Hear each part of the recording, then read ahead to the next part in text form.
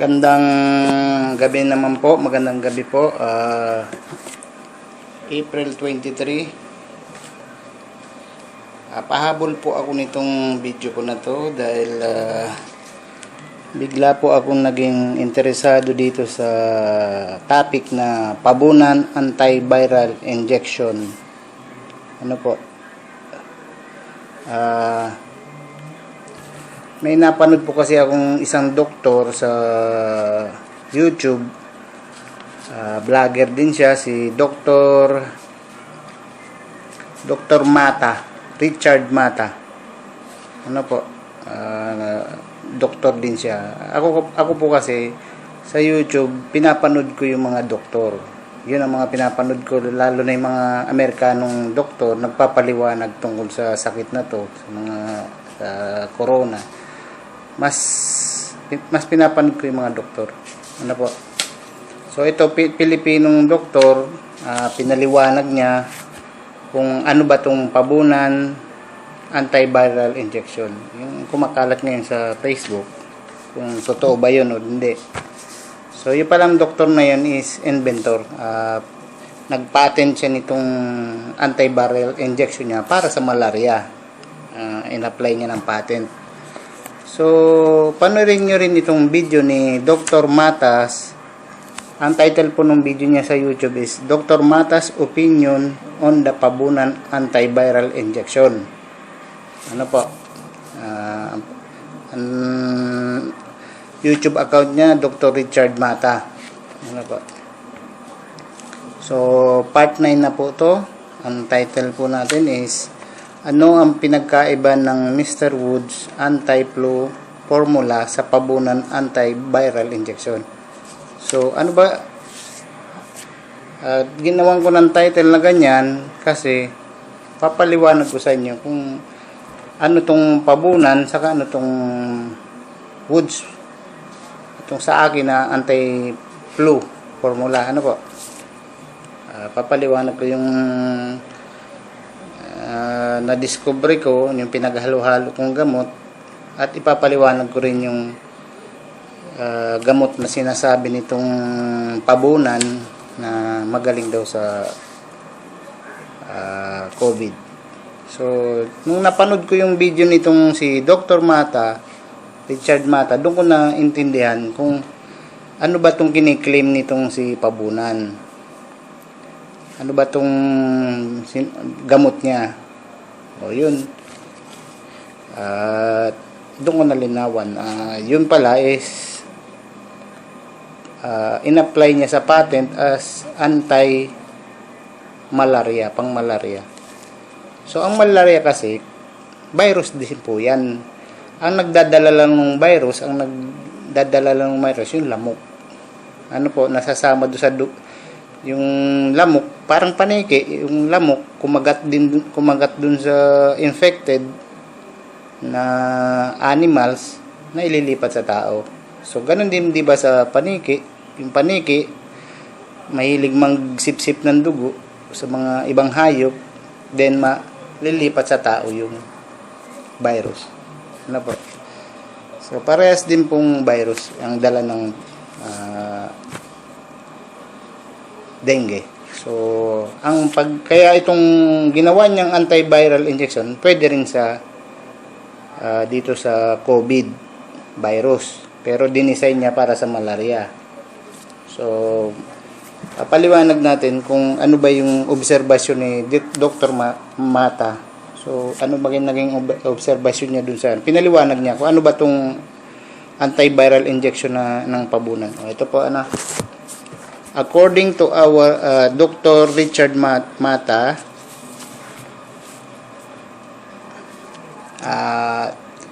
pag nanonood po kasi ako ngayon ng mga doktor, naiintindihan ko na yung mga sinasabi nila. Yung pag nagpapaliwanag sila, kasi pinag-aralan ko itong virus, natuto na ako, nag-research na. Kaya kung naiintindihan ko na ngayon yung mga sinasabi ng doktor, kung paano nagtatrabaho yung immune system natin, kung paano tayo inaatake ng virus, naiintindihan ko na lahat yan. Kasi nga, nag-aral ako. ang dami kong pinag-aralan. Alos gabi nag-research talaga ako. So, ang hindi ko lang naiintindihan sa mga salita ng doktor, yung mga gamot. Siyempre, yung mga mahihirap, mga salitang doktor na, hindi ko hindi ko na maintindihan. Pero yung mga, madali ko nagigets na, So, according to Richard Mata, Dr. YouTube vlogger, ito palang naimbento ni Pabunan is, ang salita niya, it is a cocktail of an anti-inflammatory steroid. Ibig sabihin, ang ginawa pala ni Pabunan, yung mga dati ng gamot, ito pala mga ginamit niyang gamot is mga dati naman na gamot. Mga dati hindi naman siya ang nag-imbento talaga, pinaghalo-halo niya lang. Yung mga steroid, yung mga basta dalawang steroid yata yung pinaghalo niya. Ay, ang steroid po is gamot yan sa anti-inflammatory, sa pamamaga. So, anong connection nun sa COVID? Paano nakakagamot yun sa COVID? Papaliwanag natin mamaya. So, yun, sabi ko sa inyo, yung Mr. Woods anti-flu formula, ganun din ang ginawa ko. Pinaghalo-halo ko rin yung mga gamot, over the counters nga lang. Meron din akong nabuong gamot na napaka-efektibo. So, ganun din yung ginawa ni Pabunan. Meron siyang mga steroid, mga dati na mga gamot na pinaghalo-halo niya lang. Tinimpla niya lang din. So, yun yung pagkakaiba ng Mr. Woods anti-flu sa Pabunan anti-viral injection. Yun ang pagkakaparehas namin. Parehas namin. Pinagtimpla niya yung mga gamot na pang-inflammatory para sa pamamaga. At ako naman pinaghalo-halo ko rin yung mga over the counter para sa ubo, sa lagnat, sa sakit ng katawan, maganda rin naging resulta. So, it is a cocktail of it is an anti-malaria drug as patented. Pang-malaria po yung naimbento niya. Must not si Dr. Mata, pare silang doktor, tinuturuan niya pa nga para ma-aprobahan siya ng Department of DFA, yung Food Authority, para ma-approve na maging gamot na to. Kasi apply mo pala yan para maging gamot talaga. Pag approve na yan, pwede na daw nilang gamitin ng mga doktor pag aprobado. So, ang turo niya doon, wag daw pag nag-apply doon sa DFA, Food Authority, wag daw sabihin na gamot yan wag niya daw i-claim na gamot yan sa COVID. Kasi pag sinabi niya daw na ganun, hahanapan siya ng mga hahanapan siya ng asan yung mga napagaling mong COVID patient. So, di ba? Laglag na siya doon. Kasi wala pa naman, ngayon pa lang naman naglalabasan ng mga COVID patient, wala pa naman siyang na-eksperimentuhan, wala pa siyang trials. So, yun ang turo sa kanya ni Dr. Richard Mata, na wag daw sabihin na wag daw i-apply as COVID drugs, panggamot sa COVID, kasi mari-reject. Dahil hanapan ka ng kung saan, asan yung mga tinesting mo na gumaling. So, wala siyang mapapakita. So, ang sabi doon ni Dr. Mata,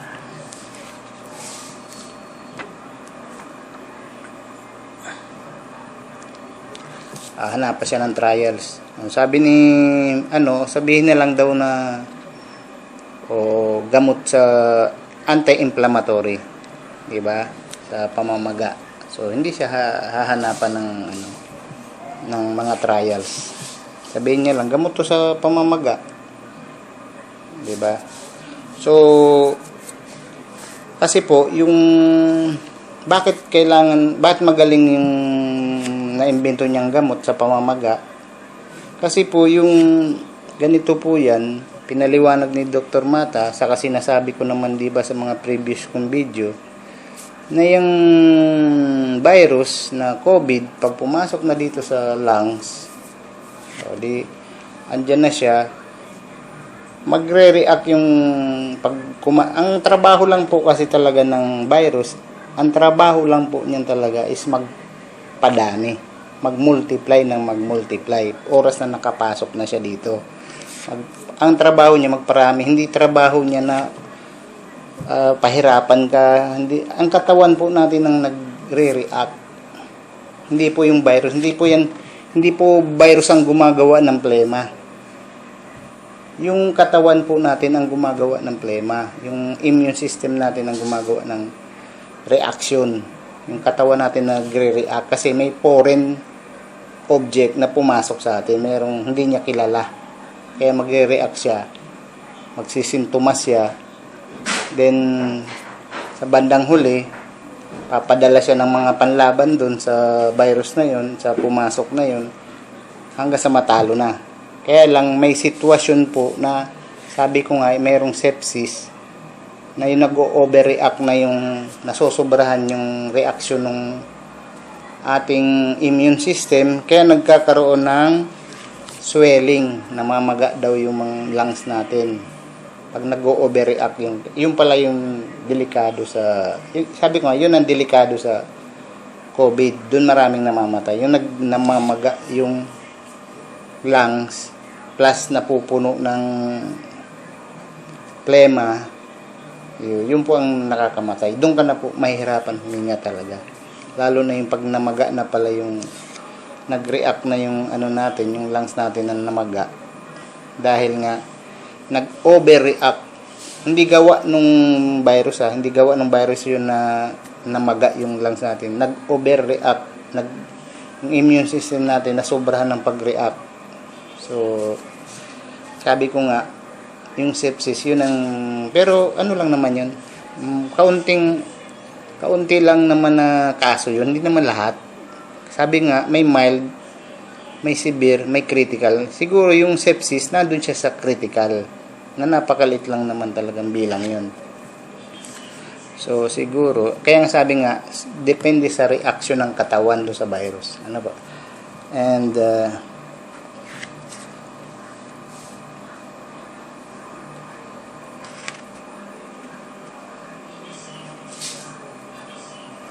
so, itong gamot niya,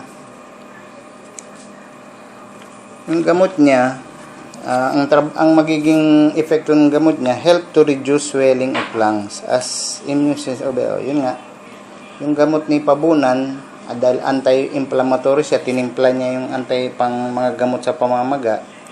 Kaya lang sabi dito ni Dr. Mapa, dapat ang dosage mabantayan, diba? Saka ito palang gamot na ganito, hindi naman pwedeng i-injection agad sa iyo. Kailangan alaalamin ang timing. May timing din kung kailan i-inject. Kasi hindi pwede basa-basa i-inject, di ba? Kasi tatimingan din yung alang naman hindi pa naman namamaga yung lungs mo, injectionan ka na. Hindi po ba? Di mali. So, kailangan timing. Kasi po, ang COVID, papahirapan ka muna dun sa sintomas niya, sa mga sintomas ng parang trangkasong sintomas na sabi nga ng mga survivor, 10 times na sintomas na pahirap. So, ang nangyari, pagkatapos mong pahirapan ka ng mga sintomas, sakit katawan, yung panghihina, lahat, panghuli na po ibibigay yung hirap ka ng huminga.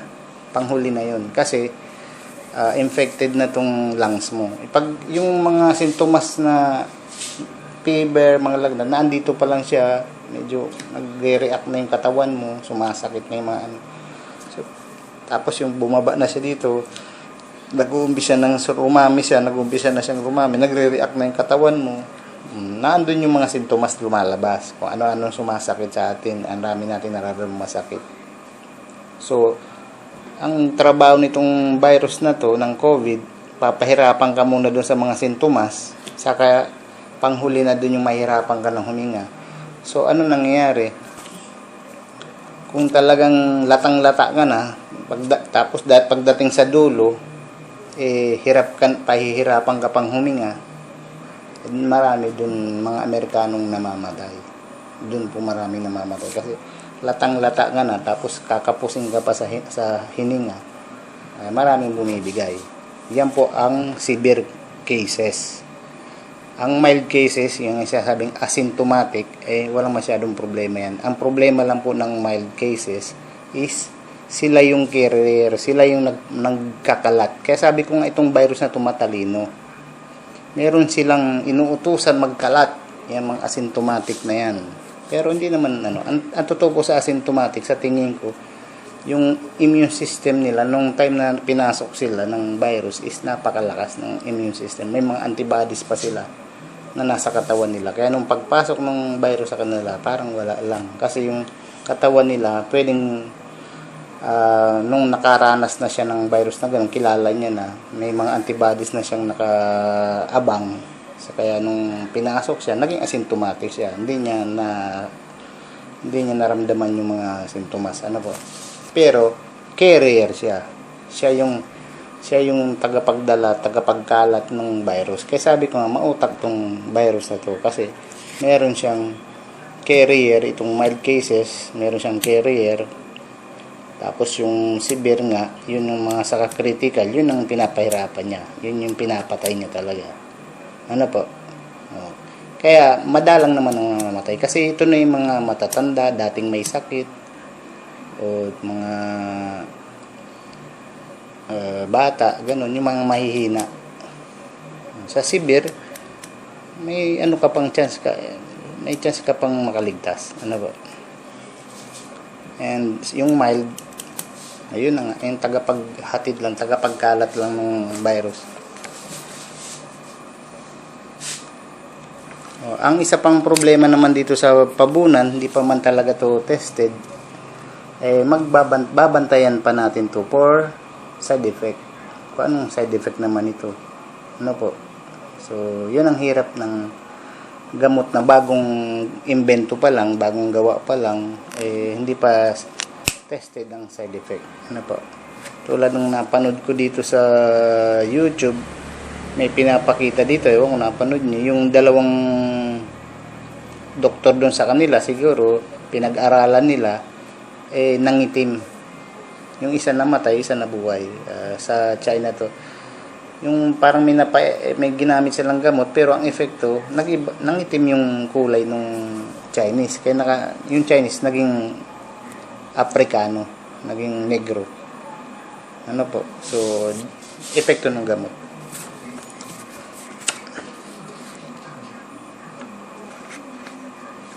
So, itong gamot naman ni Pabunan, dahil nga kukontrolin niya na wag mamaga yung itong gamot kasi na to ni Pabunan, kukontrolin niya wag mamaga yung lungs, wag mag-overreact kukontrolin niya yung antibodies natin, yung immune system natin, na wag mag-overreact, wag magpadala ng sobra-sobrang antibodies para hindi mamaga yung natin, yung lungs. So, ipiprevent nito ang sepsis, na wag mangyari yung sepsis.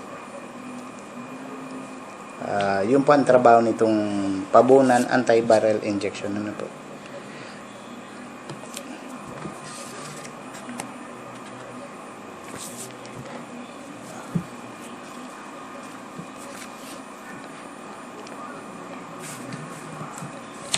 So, meron pa isa pong antiviral naman na ito, yung nire-recommenda ni Donald Trump, itong chloroquine. Matagal na po itong drugs din, old drugs, gamot din sa anti-malaria. Matagal na po itong naimbento. So, yun ang kagandahan naman ng mga matatagal lang na imbento, kasi tested na, hindi ka na matatakot na baka may side effect. So, kung effective talaga ngayon tinitesting na kasi nilang mga doktor ngayon, kung talagang effective, di maganda.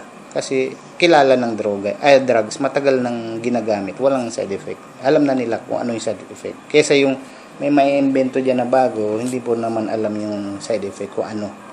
So, yun ang delikado.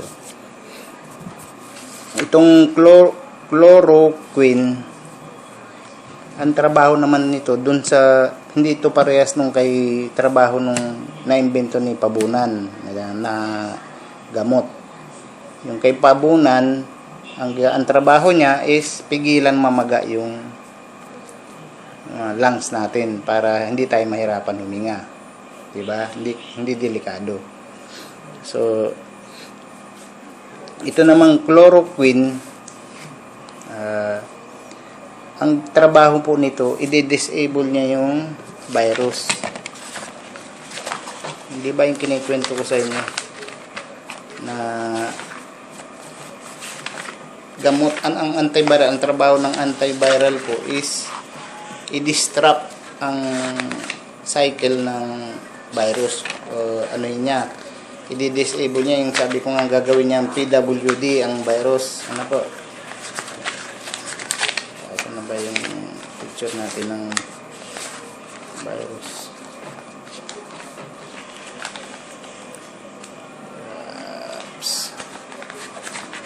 Yung picture natin ng virus. So, yun po ang trabaho nitong chloroquine. Ganito po yan, ano. Teka lang.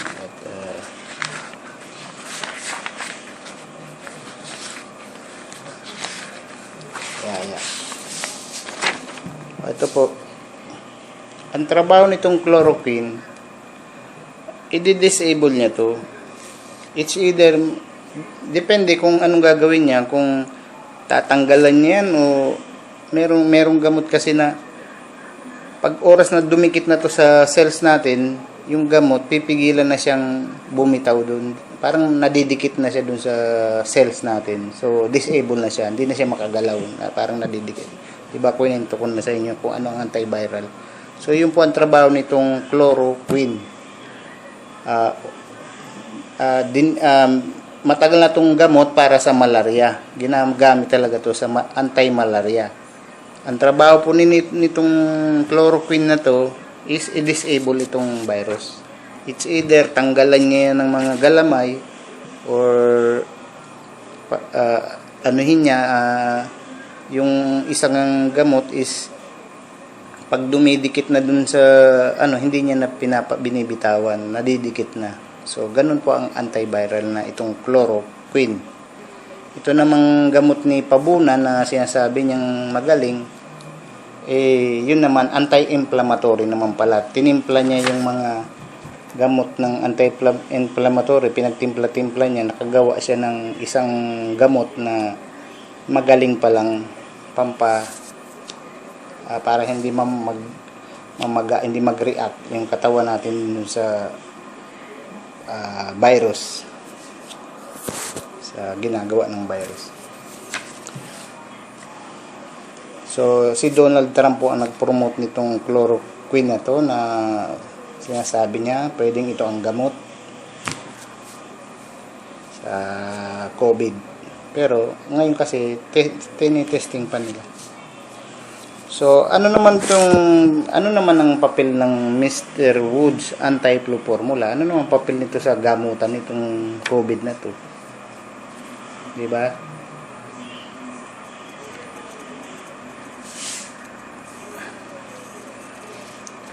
So, ito kasing mga gamot na to, itong mga antiviral na to, itong kay Pabunan, saka itong chloroquine, may timing po ang paggagamot yan. Hindi naman basta-basta papainom sa'yo. So, sabi ko nga, yung kay Pabunan, antayin na muna siyempre kung namamaga na, saka kakargahan. Kaya sa injectionan, kung namamaga na itong lungs mo, itong chloroquine din, ganun din. Hindi naman to basta-basta inject. May timing, sabi nga, may timing. So, ano po ang papel naman ng Woods anti-flu formula sa mga ganitong gamutan? Kasi, nagsalita po si Dr.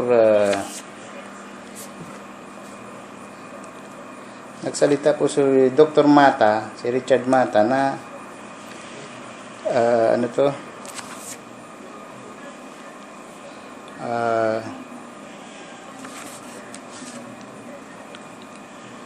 Ang sabi ni Dr. Mata, itong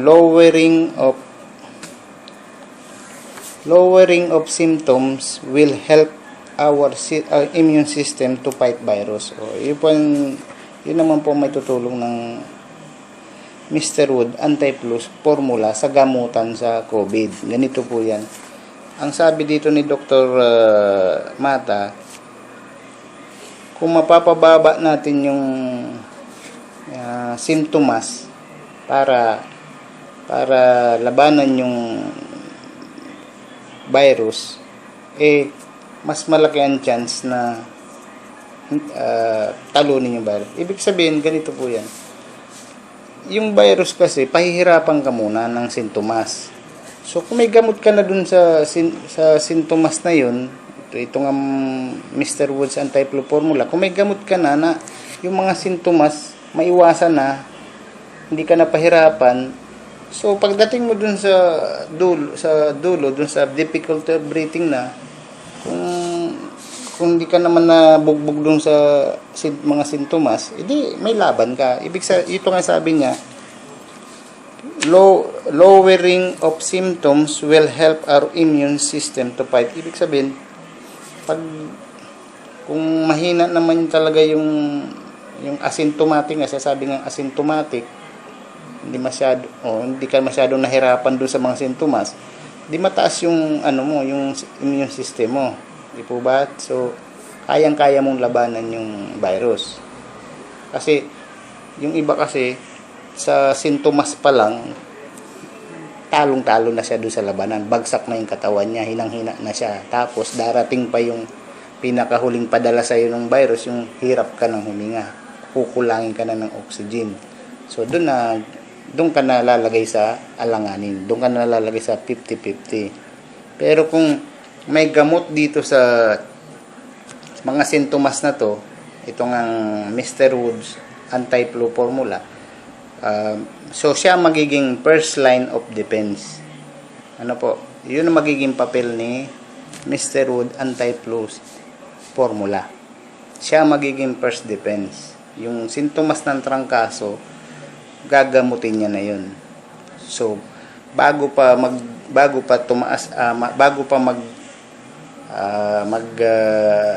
umabot dun sa kumalat na dito yung virus, bago pa dumating dito yung virus, hindi ka masyadong bugbog, hindi bugbog yung katawan mo, hindi ka latang-lata, hindi ka nahirapan, di ba?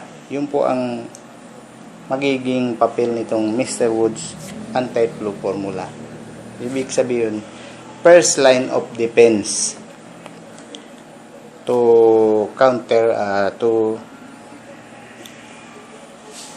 first line of defense as counter bago ka kunyari na-invento na yung itong antiviral, na-approve na itong chloroquine o kaya itong kay Pabuna na antiviral na-approve na, sige, yan ang gamitin na natin sa COVID.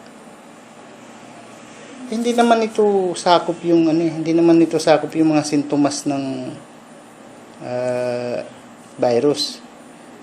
Ang trabaho nito is pigilan yung virus na kumapit sa cells natin, pigilan na mamaga yung lungs natin. Yung sintomas, paano gagamutin yan?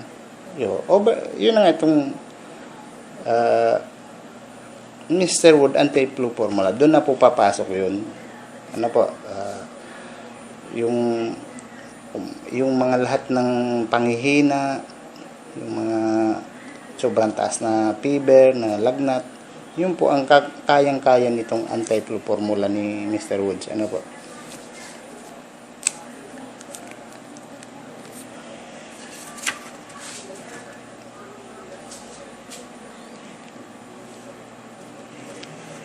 Kasi yung paghirap po sa paghinga is bandang huli na yun. Ibig sabihin, kumalat na talaga yung virus.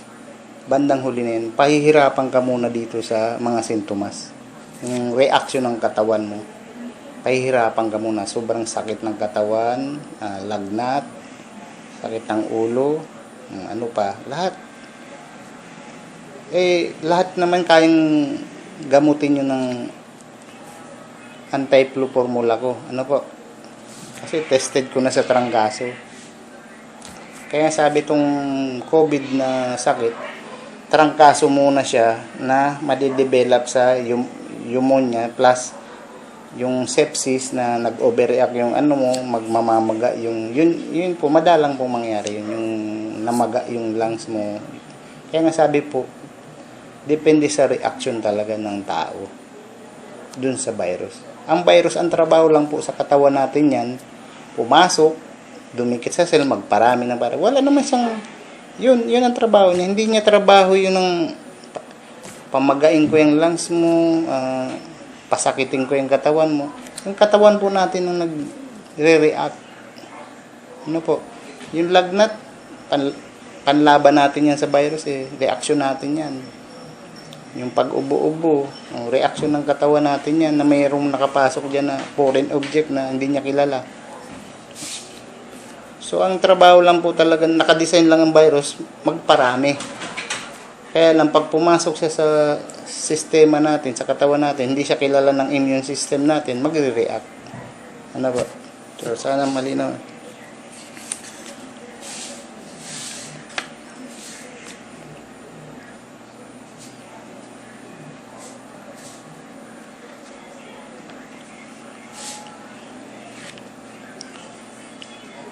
Yun ang sabi ni Dr. Mata, lowering system will help our immune system to fight virus as body is not wasted or very weak.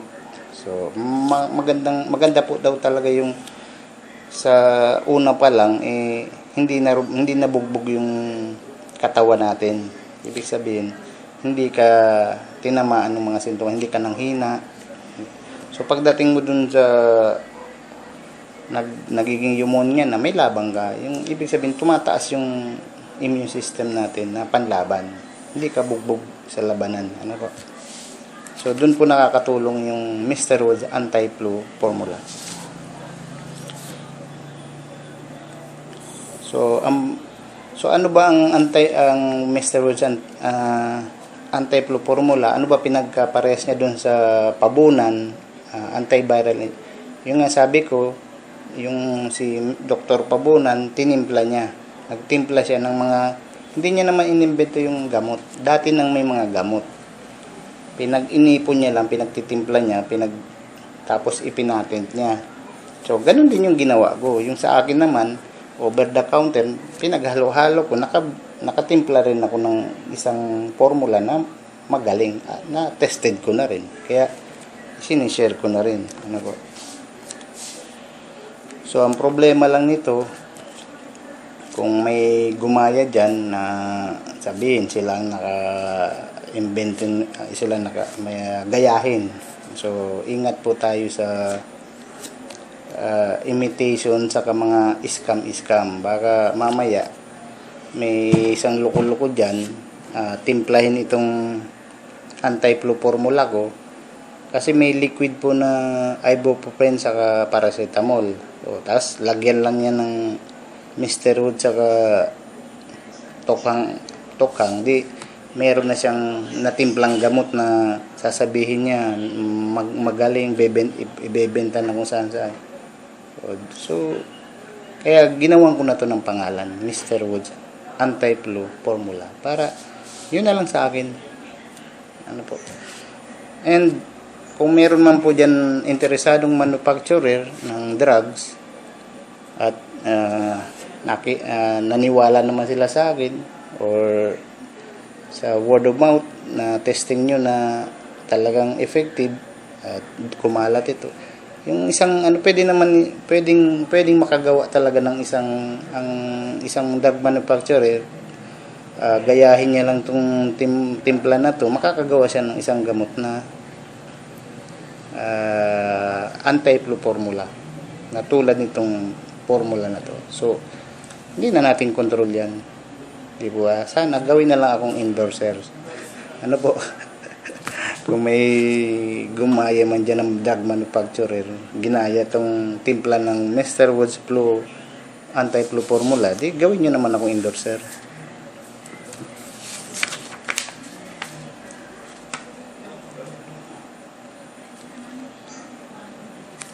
So, itong anti-flu formula, talagang maganda to sa pag ginamit mo dun sa supported treatment. Ano po? Yung Mr. Wood supported treatment. Pag ginamit mo talaga yung anti-flu formula ko, talagang magiging effective yung paglaban mo sa COVID dahil sabi nga, mapapababa yung sintomas, yung katawan mo hindi manglalata sa paglaban mo dun sa COVID na virus. Kasi ito naman anti-flu formula ko na sabi ko nga magaling, hanggang doon lang naman siya sa sintomas. Pagdating na doon sa namamaga na yung pinamaga na ng katawan mo yung lungs mo, kung ganun dumating ka sa ganung punto na nagkaroon ka ng pamamaga hindi naman na gamot na labas na doon yung anti-flu formula ni Mr. Woods. Ano po? Kasi bandang huli na yun na yung damage. Ano po? So dito lang ang Mr. Woods sa umpisa, first line of defense. Ano po? Pagdating na dito sa malala na, kasi hindi naman mapapatay ni Mr. Woods anti-flu formula yung virus yung sintomas lang, papagaanin lang yung buhay mo, yung hindi ka lang para hindi ka pahirapan. Kaya lang pagdating dito sa kumalat na dito yung virus, siyempre magre-react na yung immune mo. Ibang usapan na po yun. Ano po? Ando na yung kung na-damage, magiging pneumonia. Pero yung sinasabing sepsis, yung overreact, madalang po yun. Kaya lang, yun ang sinabi ni Dr. Marpa dito, kung gagawa ka lang din naman ng gamot, dapat yun ang targetin mo na. Yun ang pinakamalala na kasi. Gumawa ka lang ng gamot dyan. Kung itong pabunan antiviral infection, ang kaya niya lang gamutin yung mga mild lang na kaso ng COVID, wala din po. Diba? Kaya ang sabi ni Dr. Mata, kung gagawa ka lang ng gamot, dapat yung doon ka na tatargetin mo ng magagamot niya is yung pinaka-critical, yung pinaka-severe. Yun ang sepsis, yung ang pamamaga ng lungs. Dapat yun ang gagawin mong gamot. Hindi yung gagawa ka lang ng gamot doon para sa mild. Tulad itong chloroquine, nagkataon lang na effective din siya. Yung chloroquine, ang trabaho niya is i-disable yung virus. Gawing PWD yung virus. Ano po? So,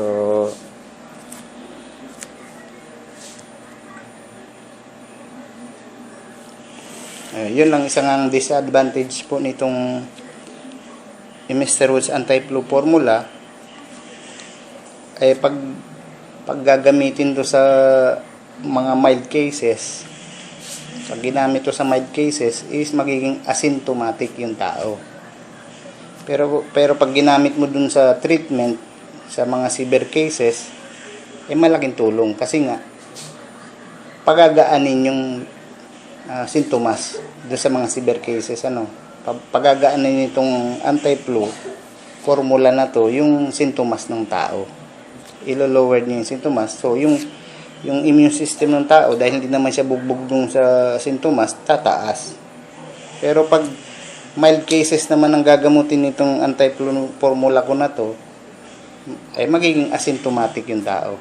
Magkakapanghawa lang siya dyan kasi wala na siyang sintomas.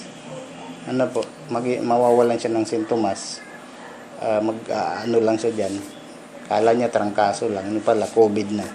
Kasi nga uminom siya nitong anti-flu. Pero sa severe cases, mga tulad ng kinikwento ng survivor na si Prince Edward, yung pinagdaanan niya, talagang malaking tulong sa kanya to, itong anti-flu formula, kung alam niya na to. Ano po?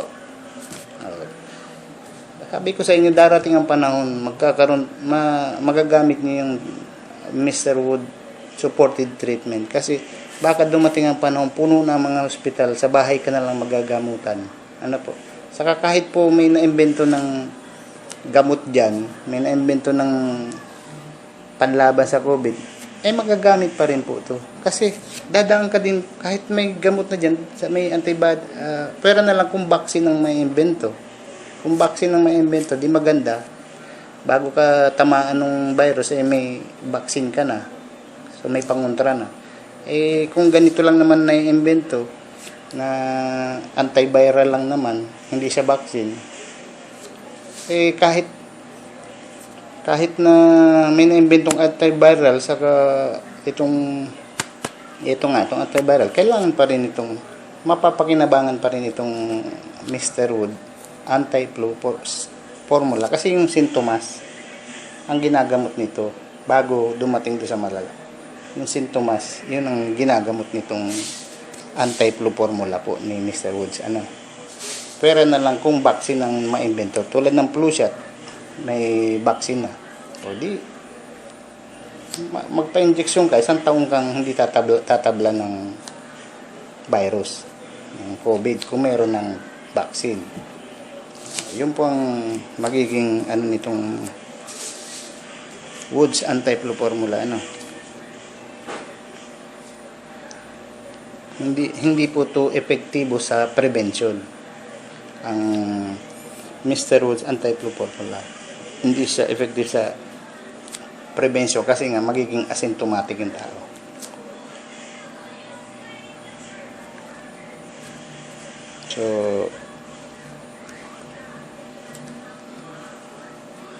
So yun po. Halos yun lang po. Umahaba na po ang video ko na naman. Siguro last na to. Hinabol ko lang po kasi kasi nang nalaman ko na yun palang kumakalat dyan na pabunan, antiviral injection, gamot lang naman pala yun na pinagtimpla-timpla niya rin. Sabi ko, pares pala nung anti-flu formula lang nagawa ko. Pinaghalo-halo ko lang din naman yung mga gamot dyan. Kaya lang, over the counter drugs lang naman yun. So, ito, kayang gayahin to ng kung sino-sino dyan. Diba? Kaya nilagyan ko po ng pangalan. Para malaman nyo naman, sa akin nagmula din yan. Timpla na yan. Ano po?